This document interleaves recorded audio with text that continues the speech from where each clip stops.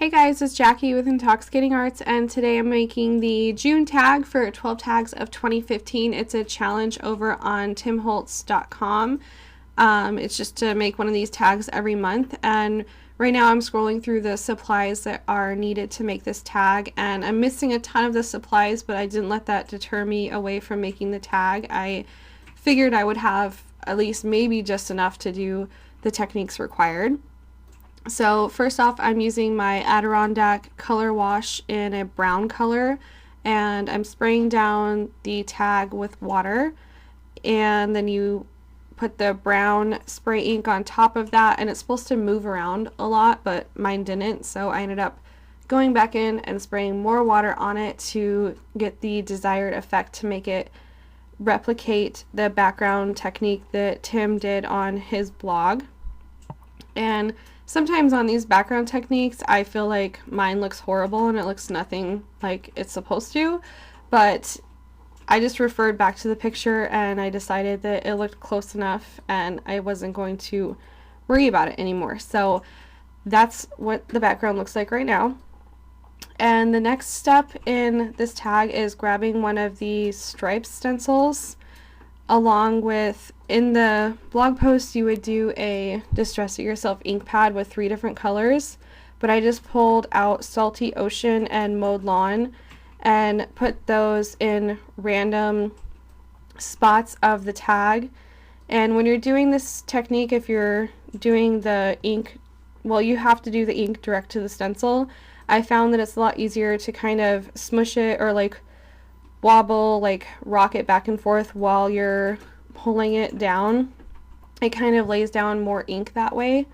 And then you want to spray it with water before you put your tag on top, and you're going to pull a mono print. Make sure you push down pretty good on this because I didn't push it down a whole lot, so I didn't get as good of a transfer as maybe I could have. You're going for a plaid look, so first you're going to get a vertical print of it, and then you'll go back in and ink it up again and spray it with some water and do a horizontal print. You can get both horizontal prints by doing it just one time. You can see I didn't really push it down very well there, but it still ends up looking pretty cool in the end. So you'll dry that off and then move on to distressing the edges with the distress tool. This part's pretty easy. You just run it along the edges. You'll need to sponge the edges. I used Walnut Stain, and I'm not sure which color he used on his tag, but I just pulled this color out. I'm using a sponge dauber to go around the edges. There's a lot of sponging that you'll be doing, so you'll just want to leave that out. Now I'm pulling the supplies that I need to use for my coffee cup. I don't have the coffee cup die, but I decided that maybe I could freehand it. I'm not very good at drawing, but this seemed simple enough that I could probably handle it. And I'm using a piece of an actual coffee cup, I guess you could say, because I have those to-go coffee cups, and this is the wrap that goes along the outside of it. So I'm using the tag as a reference for size to figure out kind of how big my coffee cup should be, and then I'm going to use that piece to figure out how big the coffee cup should be. So first I use my tag as a size reference to get the wrap around the outside, and then I'm using that wrap to freehand my coffee cup. And my coffee cup ends up looking very kind of whimsical. It's really, I don't really know the word for it, but it's very artsy, I guess. I'm not a drawer, so it's not that great, but it still looks pretty cool. And I have this Spellbinders leftover packaging because I recently moved all of my Spellbinders dies over to a photo album. So I decided to use that for the top of the coffee cup, and I don't have any large circle dies, so I just looked around my craft room and tried to find something that would fit this coffee cup, and luckily I had this Claudine Helmuth Studio multi-medium, and that worked pretty well. I just traced it with my permanent marker, and my plan was to cut inside the lines. That didn't work, so I grabbed some rubbing alcohol, and luckily that can pull permanent marker off of glossy surfaces like that. So cleaned it right up, and I ended up trimming a little more off so I wouldn't have to fuss around with the placement of it on the coffee cup. So just making sure that'll line up pretty well when I get to that point. In hindsight, I should have just adhered it at this point before doing the further techniques, but I moved on to circle punching out of craft paper, which I should have done green paper if I was actually following the tutorial. This part was supposed to be green. It's the piece that the little star goes on, but I did out of craft, and then I used that same walnut stain ink to go along the edges and along the edges of everything else as well. On the coffee cup, I wanted it to look like it was shaded, so I inked a little more on one side. And here is where we add the whipped cream or the foam to the coffee cup, and I'm using the Adirondack alcohol ink for this. In the tutorial, he uses the Distress paint, and he kind of goes on the whole piece, but I wanted mine to be like a little more fluffy, and I also wanted to use my alcohol ink. So that worked pretty well. I kind of just tapped my finger along it, and I did get a piece of dried paint stuck in there, so I ended up pulling out my alcohol again to pull that out. So that's kind of the nice thing about alcohol inks, is you can just use rubbing alcohol to fix any mistakes like that. And I fixed it, and then I'm just being very particular about my placement here with my foam or whipped cream, and I'm tapping along to get it how I want it. So now it's time to move on to putting the star on. I had this little package of stars that I've probably had for years, and I happened to find in my craft room, so that was kind of nice to find that. And I'm just putting the whole coffee cup together here. And this is why I'm saying you probably should just put the plastic on first, because once I put it on here, I realized that my whipped cream was kind of lopsided, and you'll see I end up going back in again with the alcohol ink. And you want the alcohol ink on the back anyways because it's sticky, and you don't want that on the front.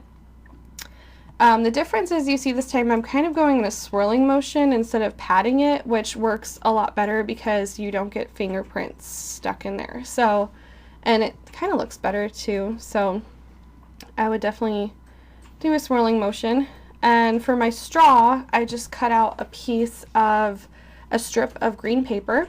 And this is kind of a lime green paper, but you'll see in the end it looks a lot better after I sponge over it. I'm just forming it on a paintbrush here to get a 3D look going on, and I'm being very particular with it taking a long time, but I just wanted it to kind of look like a straw, so I think it ends up looking pretty decent in the end. So you'll see I went around, I got it how I wanted, and then I just pulling that same green Mowed Lawn color. I only used 3 different Distress inks on the whole tag. I just wanted to make it easy and stick to the same ones. And I'm going to ink up the edges, and I think I might have inked up, yeah, a little bit in the middle too, because I wanted to change the overall color of it because I wasn't too crazy about that lime green color. So once I have that inked up how I like it, I'm going to place it on my cup and make sure I have it inked up enough. And then once I decided that was good enough, I grabbed a piece of Scotch tape and just taped it on the back there to keep it down. Alright, so my coffee cup is complete and it's looking pretty cool, so I'm ready to move on to my next step, which is putting it on the back of, well, putting it on the tag itself. But before I do that, he uses burlap on his tag, but I don't own any burlap, so I'm going to be using a piece of canvas. I'm looking at my sentiments here because I thought that that's how I needed to gauge the size, but then I referred to the tutorial again and realized that it takes up the entire width of the tag, so it didn't really matter what sentiment I was going to put on it.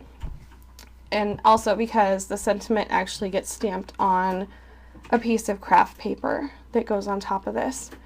So I wanted my canvas to look more like burlap, or at least kind of more of the color of the rest of the tag. So I'm grabbing that walnut stain ink again, and I went over the entire thing to just really tone it down.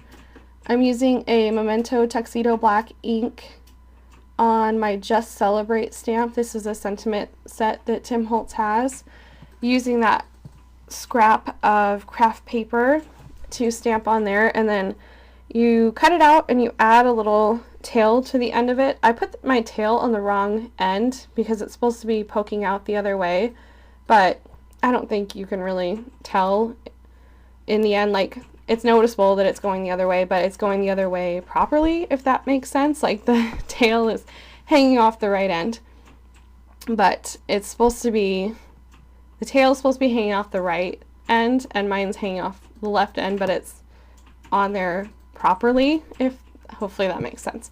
So I'm just going to put my canvas down, and then you use your tiny attacher to put your sentiment on. So you'll see I was going to line it up on that end, and then I realized that it was supposed to be a little more over, and then your tail hangs off. So I'm just getting the placement on that done properly, and then I'll attach it. I love my little tiny attacher. When I first got it, I didn't think I would use it a whole lot, but before I knew it, I ran out of staples. So the next part of this is to wrap some green twine around the bottom. I don't own green twine, so I grabbed this jute cord, and I take my same Modlon ink, and I put it down on my craft mat, spritzed it with water, and put that around in there to get it dyed. And my camera did cut off at that point, so I cleared a few things and got enough memory back to show you the end result. You are supposed to be able to put a gift card through, so I made sure to put my adhesive down in a manner that would allow the gift card to move through. I did add a charm to the top. That's a really, really old Tim Holtz charm, so many of you have probably never seen it before. I know I didn't until I saw it at a craft fair, so it's a pretty cool find. So here's some pictures of the finished tag, and that's all I have for you guys today. I hope you had fun or learned something. Thank you so much for sticking around till the end, and please do subscribe, comment, and like.